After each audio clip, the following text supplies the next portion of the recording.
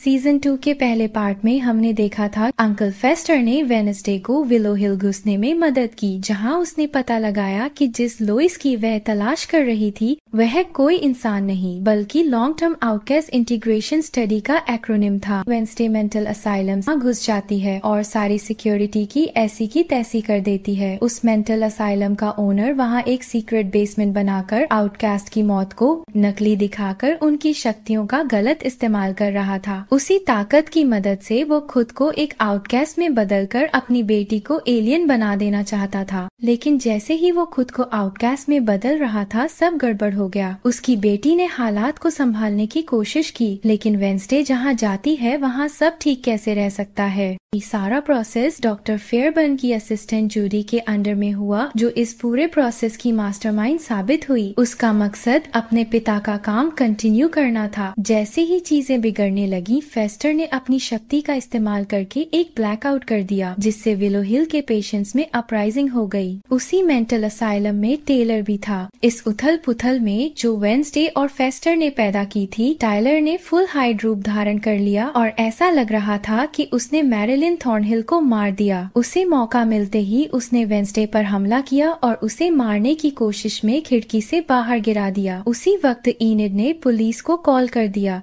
Tyler जंगल की ओर भाग जाता है और वेडनेसडे को मरने के लिए छोड़ देता है। अब सवाल ये है कि टेलर वेडनेसडे को मारने के लिए किस हद तक जाएगा और क्या वो अपने मकसद में कामयाब हो पाएगा या नहीं, ये जानने के लिए चलिए अगला पार्ट शुरू करते हैं। सीजन 2 का पार्ट 1 का एक्सप्लेनेशन हमारे चैनल पर पहले ही अपलोड किया जा चुका है और उसका लिंक डिस्क्रिप्शन बॉक्स में दिया गया है। सीजन 2 के पार्ट 2 की शुरुआत वेडनेसडे से होती है, जो कोमा में थी और उसकी मॉम हॉस्पिटल में उसके पास बैठी उसे कहानी सुना रही थी। वेडनेसडे के पिता मॉम के पास आकर पूछते हैं कि वेडनेसडे अब कैसी है, तो मॉम बताती हैं कि इस कहानी को सुनकर ये कोमा से जल्दी वापस आ जाएगी, और होता भी ऐसा ही है। उन दोनों के जाने के बाद वेडनेसडे कोमा से जाग जाती है, लेकिन जैसे ही वो जागती है उसका सामना एक पुरानी जान पहचान वाली शक्ल से होता है, जो नर्स की यूनिफॉर्म में होती है। वो कोई और नहीं बल्कि उसकी प्रिंसिपल वीन्स होती है, जो पहले ही मर चुकी थी। वेडनेसडे उसे देखकर तुरंत उठकर वहाँ से जाने लगती है, लेकिन जैसे ही वो जादुई दरवाजे से निकलती है तो किसी और दुनिया में पहुँच जाती है। वहाँ भी उसके सामने ये प्रिंसिपल आ जाती है। उसे देखकर वेडनेसडे पूछती है, क्या मैं नरक में हूँ? लेकिन प्रिंसिपल बताती है, मैं तुमसे मिलने आई हूँ क्योंकि मरकर भी तुम्हारी जिंदगी को आजाद बनाना मुझे बहुत पसंद है। प्रिंसिपल उसे भाषण देने लगती है कि तुम अपने कर्मों की वजह से इस हाल में हो। इस पर वेडनेसडे उसे कहती है कि अपना भाषण बंद करो और मेरी शक्तियाँ वापस करो। तभी प्रिंसिपल उससे कहती है, जागो। और हमें पता चलता है कि ये सब वेडनेसडे के दिमाग में चल रहा था, और हमें पता चलता है कि प्रिंसिपल वीम्स वेडनेसडे की नई स्पिरिट गाइड है। अगले सीन में हम उस मेंटल असाइलम की डायरेक्टर जूडी को प्रेस कॉन्फ्रेंस करते हुए देखते हैं, जो बताती है कि 2 हफ्ते पहले हमारी लाइट चली गई थी, जिससे कई सारे मरीज फरार हो गए और उस हादसे में कई लाइफ्स भी चली गईं। मेंटल असाइलम से फरार होने वालों में टेलर भी था, जिसके बारे में सबको बताया जाता है कि ये एक खतरनाक इंसान है। अगर कोई इसे देखे तो हमें तुरंत बताएं, क्योंकि उसे कई गन शॉट्स भी लगी हैं। तभी किसी ने डायरेक्टर जूडी को बताया कि वेडनेसडे को होश आ गया है। प्रेस कॉन्फ्रेंस के बाद जूडी ने एक मिस्टीरियस आदमी को कॉल किया, जो अभी अभी जंगल के बीचों बीच एक शव दफना कर आया था। ऐसा लगता है कि उसने इस आदमी को एस्केप पेशेंट्स को खत्म करने का काम सौंपा है, जो LOIS एक्सपेरिमेंट का हिस्सा थे, और अब केवल एक बचा है, पेशेंट 1938। डायरेक्टर वेडनेसडे से मिलने हॉस्पिटल जाती है, जहां वेडनेसडे उसे धमकाते हुए कहती है, तुम्हारी बेसमेंट में जो कुछ हो रहा है उसके बारे में जल्द ही सबको पता चल जाएगा। डायरेक्टर को कोई फिक्र नहीं होती, बल्कि वो वेडनेसडे से कहती है, मैंने अपने सारे राज वहाँ दफन किए हैं जहाँ कोई नहीं पहुँच सकता। वेडनेसडे पूछती है, पेशेंट 1938 कौन है और वो तुम्हारे लिए इतना खास क्यों है? ये सुनकर डायरेक्टर का रंग उड़ जाता है, तो वेडनेसडे कहती है, अब मान लो तुम्हारे सारे राज दफन है। वेडनेसडे हॉस्पिटल रूम से निकलती है तो एक नर्स आकर उसे कुछ फूल देती है, जिनके साथ एक नोट पर लिखा होता है, आज रात तुम और इनिड की मौत होने वाली है। वेंसडे उससे पूछती है, ये तुम्हें किसने दिया? तो वो टेलर की तरफ इशारा करती है। वेंसडे उसकी तरफ भागती है, लेकिन टेलर कहीं छुप जाता है, जिसकी वजह से वेंसडे उसे ढूंढ नहीं पाती। जब वेंसडे अपने डॉर्म में नेवरमोर लौटती है तो वो हैरान हो जाती है कि इनिड, थिंग और वीम्स उसका इंतजार कर रहे हैं। हालांकि वो सिर्फ वेंसडे ही वीम्स को देख सकती है, जो उसके नेचुरल हैबिटेट में वेंसडे को ऑब्जर्व करने आई है। इनिड उसे टेलर के भागने के बारे में बताती है। शायद वो मर गया, उसे काफी गोलियां लगी थी। वेंसडे उसे बताती है वो मरा नहीं है, जिंदा है और अब वो हम दोनों को मारेगा, इसलिए तुम अपना सामान पैक करके घर चली जाओ। वेंसडे उसे तसल्ली देती है, मैं सब ठीक कर दूंगी। जिस पर इनिड पूछती है, उसे तो तुमने ही भगाया था, अब सब कैसे ठीक करोगी? वेंसडे के पास इसका कोई जवाब नहीं होता। वो बस कहती है, मैं लास्ट टाइम भी उससे बच गई थी, इसलिए मुझे उसका कोई डर नहीं है। तभी वहाँ पहले से मौजूद प्रिंसिपल वीम्स की आत्मा वेंसडे से कहती है, इनिड को बता दो कि वो मरने वाली है। जिस पर वेंसडे उसे अपनी बकवास बंद रखने के लिए कहती है। ना तो वेंसडे अपनी दोस्त को समझा पाती है और ना ही प्रिंसिपल को। इनिड भी उसे बातें सुनाकर चली जाती है और प्रिंसिपल काफी खुश होती है कि इनिड ने उसे लाजवाब कर दिया। वेंसडे स्कूल के ग्राउंड में जाती है, जहां वो अपने स्कूल के प्रिंसिपल डॉट को देखती है, जो हमेशा की तरह नॉन सीरियस लेक्चर दे रहे थे और स्टूडेंट्स को टी शर्ट्स बांटते हुए स्कूल के डे ऑफ द डेड यानी आउटकास्ट डे ऑफ रिमेम्बरेंस की फेस्टिविटीज के लिए एक्साइट कर रहे थे। ये देखकर प्रिंसिपल वीम्स की आत्मा शॉक में चली जाती है कि इसने स्कूल को सर्कस क्यों बना दिया। वेंसडे को देखकर प्रिंसिपल डॉट उससे उसकी तबीयत पूछते हैं, जिस पर वेंसडे उनसे पूछती है, हमारी पुरानी प्रिंसिपल वीम्स के एजाज में आप क्या करने वाले हैं? प्रिंसिपल डॉट बुरा सा मुंह बनाते हुए कहता है, मैंने बहुत मुश्किल से सब उनके दिमाग और दिल से निकाला है, क्या अभी भी मैं उनके लिए कुछ करूँगा? वेंसडे कोशिश करती है कि वो इवेंट्स कैंसिल कर दें, क्योंकि टाइलर अभी भी शहर में लूज है, लेकिन प्रिंसिपल डॉट रिफ्यूज कर देते हैं। वो बताते हैं कि स्कूल के स्टूडेंट्स खुद को टाइलर से बचा सकते हैं। ये जानकारी सुनकर वेंसडे दौड़ती हुई प्रोफेसर कैप्री के पास जाती है और हमें पता चलता है कि उसका एक्स बॉयफ्रेंड असल में एक हाइड था। प्रोफेसर कैप्री वेंसडे को आश्वस्त करती है कि उसे उसके असली स्वभाव का पता नहीं था, जब तक कि वह उसे मारने की कोशिश नहीं करता। अपने जेलस मास्टर के आदेश पर जो भी उससे प्यार करता था, वो कभी नहीं बताती कि उसके एक्स का आखिर क्या हुआ। फिर वेंसडे अपनी मॉम से मिलती है, जो उसे टेलर से दूर रहने की एडवाइस देती है, क्योंकि वो जानती थी कि वेंसडे उससे बदला जरूर लेगी। प्रोफेसर कैप्री के साथ हुई बातचीत वेंसडे को ये आइडिया देती है कि वह टाइलर की नई मास्टर बनने की कोशिश करे। यह एक थ्योरी है जिसे वह परस्यू करने के लिए डेड सेट है। उधर इनिड वेंसडे के शक्तिशाली थिंग से कहती है, मैं और वेंसडे अकेले टेलर को नहीं हरा सकते, इसलिए हमें नाइट शेड्स को इकट्ठा करना होगा। वो एजैक्स, बियांका और केंट को इनवाइट्स भेजती है, जिन्हें देखकर एग्नेस, जो शैडोज में छुपकर देख रही थी, सब कुछ नोटिस कर लेती है। उधर एग्नेस, जिसके बारे में हम जानते ही हैं कि वो वेंसडे की कितनी बड़ी फैन है, वो अपनी गायब होने की शक्ति की मदद से वेंसडे से मिलने जाती है और उससे पूछती है, तुम अब कैसी हो? मैं हर रोज तुमसे मिलने हॉस्पिटल जाती थी। वेंसडे उसे ज्यादा भाव नहीं देती तो एग्नेस कहती है, मैं जानती हूँ इनिड नाइट शेड्स की मीटिंग बुला रही है। एग्नेस की वजह से वेंसडे को इनिड का प्लान पता चल जाता है। वेंसडे उस जगह जाती है जहां इनिड ने नाइट शेड्स को मीटिंग के लिए बुलाया था। वहां इनिड उससे कहती है, मैं टेलर को मार कर रहूंगी। वेंसडे कहती है, टेलर जो भी करेगा आज ही करेगा और मेरे पास उसे काबू करने का प्लान है। वेंसडे नाइट शेड्स को अपने प्लान में शामिल करती है और पूरी ग्रुप मिलकर टाइलर को बाहर लाने के लिए एक जाल सेट करती है। वेंसडे अपने प्लान पर अमल करते हुए टेलर को केव में बंद करने की तैयारी कर रही थी। तभी प्रिंसिपल वीम्स की आत्मा उसे समझाती है, ये कोई प्लान नहीं है, तुम्हें उसे कंट्रोल करने की बजाय मार देना चाहिए। लेकिन तुम उसे कंट्रोल भी नहीं कर सकती क्योंकि तुम उसे पसंद करती हो। ये सुनकर वेंसडे को गुस्सा आ जाता है और वो कहती है, मुझे टेलर से नफरत है। प्रिंसिपल कहती है, नफरत भी एक फीलिंग है और टेलर को काबू करने के लिए तुम्हें अपनी सारी फीलिंग्स पर काबू पाना पड़ेगा। दूसरी तरफ पग्सले, जो वेंसडे का भाई है, इस बात से परेशान है कि स्लर्प अकेला बाहर है क्योंकि वो असाइलम से फरार हो गया था। वह चिंतित है कि अगर कोई स्लर्प को पकड़ ले तो उसकी जिंदगी खतरे में पड़ जाएगी। अपने बेटे को परेशान देखकर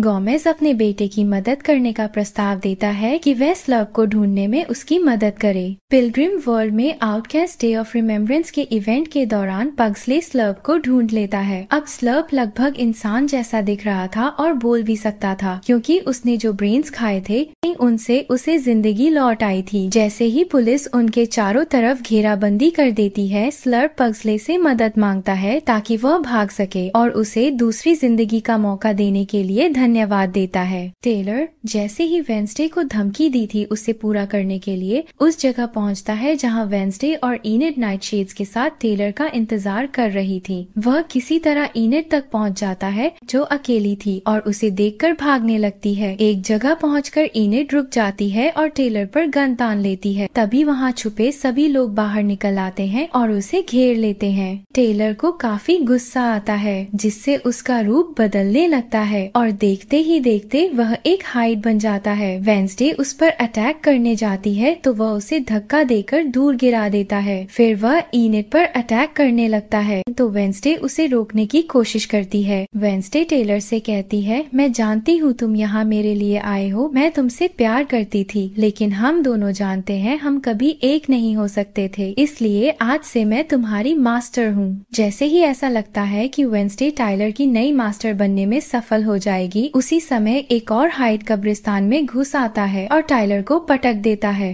वहाँ वेंसडे की मॉम आती है जो हाइड को किसी और नाम से पुकारती है। मैंने तुम्हें माना भी किया था। यह सुनकर हाइड अचानक शांत हो जाता है और वहाँ से चला जाता है, जिस पर वेंसडे काफी हैरान होती है। पता चलता है कि यह हाइड टाइलर की माँ फ्रैंकोइस थी, जिसे हम जान चुके हैं कि पेशेंट 1938 भी वही थी। दूसरी तरफ पग्सले स्लर्प को पकड़ने से बचाने में कामयाब होता है, लेकिन इससे पहले गोमेज भीड़ में स्लर्प को देख लेता है। जैसे ही एपिसोड खत्म होता है, एक फिक्रमंद गोमेज मोर्टिशिया के पास आता है और उसे बताता है कि आइजैक नाइट जिंदा है, जो यह इशारा करता है कि आइजैक का मोर्टिशिया और गोमेज के साथ कुछ पुराना संबंध है। दूसरी तरफ सीन शिफ्ट होकर इनिड की तरफ जाता है, जो फुल मून न होने के बावजूद वेयरवुल्फ में बदलने लगती है। एपिसोड 5 यहीं खत्म होता है। एपिसोड 6 शुरू होता है जब वेंसडे सबके सामने ब्लैकपिंक पर डांस कर रही होती है, लेकिन सबसे शॉकिंग चीज उसका कलरफुल आउटफिट और अचानक पर्सनालिटी चेंज होता है। सीन फिर कट होता है 16 घंटे पहले के वक्त पर।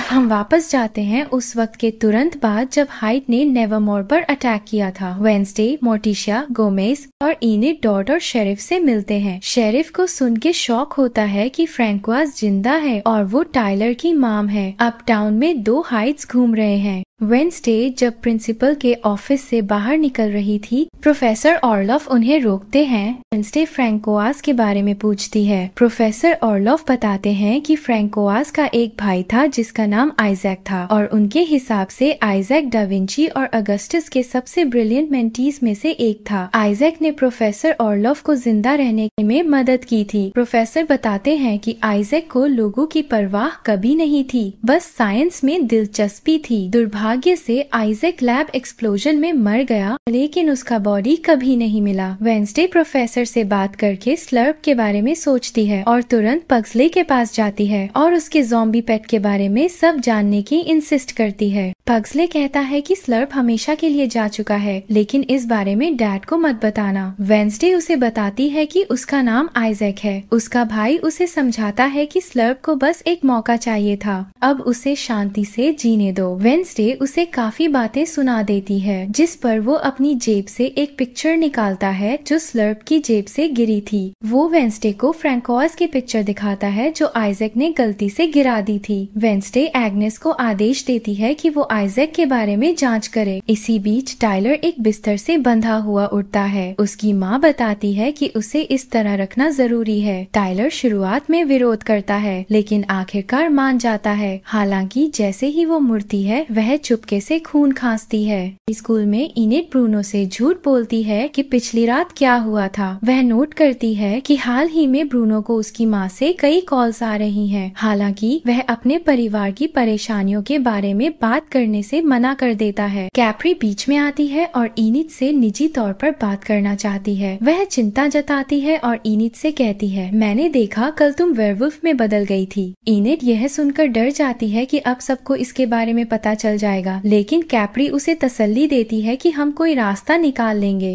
इनिड, जो अब एक अल्फा बन चुकी थी, सोचती है कि अल्फा पूरी जिंदगी अकेले रहते हैं, लेकिन टीचर उसे समझाती है कि ऐसा कुछ नहीं है। इस दौरान वेडनेसडे अपनी ग्रैंड मॉम के पास जाती है और उनसे अपनी साइकिक एबिलिटीज वापस पाने में हेल्प मांगती है। हेस्टर उसे नेवरमोर की लेजेंडरी रेवन रोसलिन रॉटवुड के बारे में बताती है। रोसलिन उसी कॉटेज में रहती थी जहां एडम्स परिवार नेवरमोर में रह रहा है। हेस्टर वेडनेसडे को सावधान रहने की वार्निंग देती है। वेडनेसडे कर्फ्यू इग्नोर कर देती है और सेमेट्री जाती है रोसलिन का ग्रेव चेक करने। एनिड उसे रोकने की कोशिश करती है क्योंकि वो नहीं चाहती कि पूरा डॉम पनिश हो और गाला मिस हो जाए। ऑब्वियसली वेडनेसडे नहीं सुनती।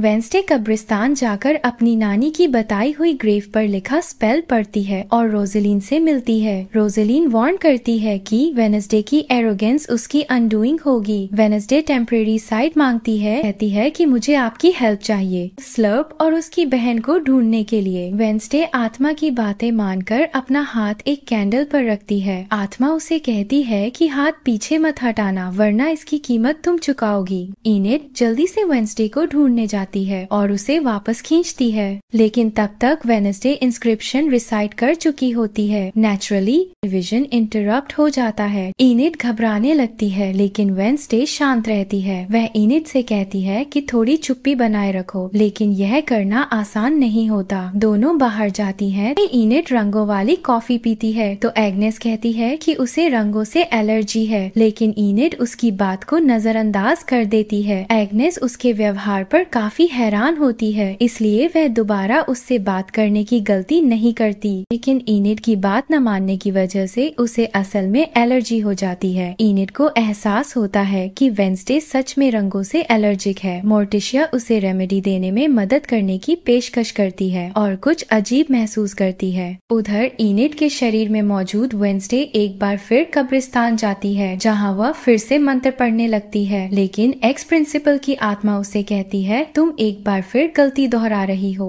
वेडनेसडे परेशान होकर पूछती है, क्या पहले कभी ऐसा हुआ है? तो आत्मा उसे बताती है कि 2 रेवंस पहले ऐसा कर चुके हैं और उनकी 24 घंटों में मौत हो गई थी। इसलिए आत्मा कहती है, तुम भी अब अपनी और इनिड की मौत के लिए तैयार हो जाओ। उधर जूडी के घर पर आइजैक उसे मार देता है और धीरे धीरे अपना ह्यूमन रूप वापस पाता है। फिर वह गैल्पिन के पुराने घर लौटता है और बेसमेंट में एक सीक्रेट एंट्रेंस ढूंढता है। वहाँ वह फ्रैंकोइस और टाइलर से फिर से मिलता है। टेलर की माँ खुद पर हुए एक्सपेरिमेंट की वजह से काफी बीमार हो रही थी, जिसे देखकर स्लर्प कहता है, मैंने डायरेक्टर को मार दिया है और अब मैं उसकी मशीन से तुम्हें ठीक करके बचा लूंगा, लेकिन इससे पहले उसे नेवरमोर जाना होगा। टाइलर इस प्लान को लेकर अनसर्टेन है, लेकिन अपनी माँ को बचाने के लिए वह इसके साथ चला जाता है। जैसे जैसे दिन बीतता है, वेडनेसडे और इनिड अजीब व्यवहार करती रहती हैं। कैप्री म्यूजिक रूम में इनिड को पाती है और फिर से अल्फा वाले मुद्दे पर बात करती है। वेडनेसडे को सुनकर शॉक होता है कि उसकी बेस्टी ने इतना बड़ा सीक्रेट छुपा रखा था। बाहर जाते समय वेडनेसडे रोज़ेलाइन का पोर्ट्रेट देखती है और उसे याद आता है कि उसकी नानी ने क्या बताया था। वह कॉटेज जाती है और सेंस रूम में रोज़लाइन की चीजों को देखती है। उसे मोर्टिशा की किताबें मिलती हैं और वह सोचती है कि उसकी माँ कब से लिख रही थी। रोज़लाइन की गोश्त सामने आती है और चेतावनी देती है कि अगर वह जिंदा रहना चाहती है तो उसे इनिड की लाइफ का सबसे बड़ा सीक्रेट डॉन तक पता लगाना होगा। मोर्टिशा हैरान होती है कि इनिड वहाँ घूम रही है, लेकिन मान लेती है कि वेडनेसडे ने उसे भेजा है। डॉर्म में थिंग इनिड को बताता है कि वह एक सपोर्ट ग्रुप में जा रहा है। हमेशा की तरह इनिड सपोर्टिव रहती है। वह वेडनेसडे के नॉवेल को पढ़ने का फैसला करती है, लेकिन हर्ट और डिसअपॉइंटेड होती है कि वेडनेसडे ने उसे किताब में कैसा डिस्क्राइब किया है। हर्ट होकर वह वेडनेसडे से रिवेंज लेने के लिए रंगीन आउटफिट पहनकर पूरे स्कूल के सामने डांस करती है। एलर्जिक रिएक्शन की वजह से वह बेहोश हो जाती है। दूसरी जगह वेडनेसडे ब्रूनो को उसकी गर्लफ्रेंड से बात करते सुनती है। वह उसे छोड़ देती है। एग्नेस वेडनेसडे से मिलने आती है और नोटिस करती है कि वह अजीब बिहेव कर रही है। वह ब्रेकअप और वेडनेसडे की प्रीमोनिशन का जिक्र करती है। इनिड को शॉक होता है जब उसे पता चलता है कि वेंसडे ने उससे बहुत कुछ छुपा रखा था। वह एग्नेस पर गुस्सा हो जाती है और उसका दिल तोड़ देती है। इससे एग्नेस थिंग के साथ उसी सपोर्ट ग्रुप में शामिल हो जाती है। वह बताती है कि वह हर्ट है, नेवरमोर में कोई उसे नहीं देखता। वहीं थिंग अपने पास को जानने की इच्छा साझा करता है। प्रोफ ऑर्लॉफ के एनकरेजिंग वर्ड्स ग्रुप को चीयर अप करते हैं। डिनर में इनिड को एडम्स के क्वेश्चनेबल डेलिकेसी खाने में मुश्किल होती है। खाना देखकर इनिड को वॉमिट आती है। उसी वक्त एक्स प्रिंसिपल वीन्स की आत्मा मॉम के सामने आकर उनको सब कुछ बता देती है। मोर्टिशिया और गोमेज बच्चों को झूठ बोलने के लिए पकड़ते हैं और पग्सले आइजैक के बारे में सच बताता है। मोर्टिशिया चिंता करती है कि वेंसडे अपना दिमाग खो चुकी है। नेवरमोर में आइजैक प्रोफ ओरलॉफ से मिलता है और उस पावर सोर्स को ले जाता है जो उसे अलाइव रख रही थी। वह प्रोफ ओरलॉफ का ब्रेन भी खा जाता है और एग्नेस इसे देखकर शॉक हो जाती है। थैंकफुली आइजैक उसे इनविजिबल फॉर्म में नहीं देख पाता। वह आइजैक का पीछा करती है और उसे टाइलर और फ्रैंकवास से मिलते देखती है। वह सीक्रेटली कार के बूट में छिप जाती है और जूडी की बॉडी देखती है। वह एनिड को कॉल करके सब कुछ बताती है और अपनी लोकेशन भी शेयर करती है। वेंसडे और एनिड एग्नेस को बचाने के लिए रश करती हैं। जब उन्हें पता चलता है कि आइजैक विलो हिल वापस जा रहा है, दुर्भाग्य से टाइलर एग्नेस को सेंस कर लेता है और उसे पकड़ लेता है। ठीक उस समय जब फ्रैंकवास को बचाने के एक्सपेरिमेंट की तैयारी हो रही थी, वेंसडे और एनिड एक्सपेरिमेंट को इंटरप्ट करती हैं ताकि एग्नेस को बचाया जा सके। अपनी फ्रेंड्स को बचाने के लिए वेंसडे स्टिल एनिड के बॉडी में वुल्फ में बदल जाती है। वह टाइलर को नियरली मार डालती है, लेकिन फ्रैंकॉस उसे हाइड में बदलने से रोकती है। गर्ल्स लैब एक्सप्लोड होने से ठीक पहले निकल जाती हैं। उस ऑर्डियल के बाद एग्नेस राहत महसूस करती है कि उसके फ्रेंड्स ने बॉडी स्वैप की है। वेंसडे और एनिड रोजलीन की ग्रेव पर वापस जाती हैं और एक दूसरे के सीक्रेट्स शेयर करती हैं। पता चलता है कि वेंसडे अपनी माँ को डिसअपॉइंट करने से डरती है, जबकि एनिड अकेली होने से डरती है। वे एक दूसरे से सीखने वाले स्ट्रेंथ्स भी साझा करती हैं और आखिरकार वापस स्विच हो जाती हैं। वीन्स सामने आती है और वेंसडे को वार्न करती है कि प्रीमोनिशन बदल गई है। वह बताती है कि वेंसडे की एक्शंस ने एक एडम्स की लाइफ को डेंजर में डाल दिया है, लेकिन सवाल ये है कौन सा एडम्स मरने वाला है। और इसी के साथ वेंसडे सीजन 2 का एपिसोड 6 यही खत्म होता है। वेंसडे सीजन 2 पार्ट 1 के रिमेनिंग एपिसोड्स बहुत जल्द हमारे चैनल पर अपलोड किए जाएंगे। Thank you for watching.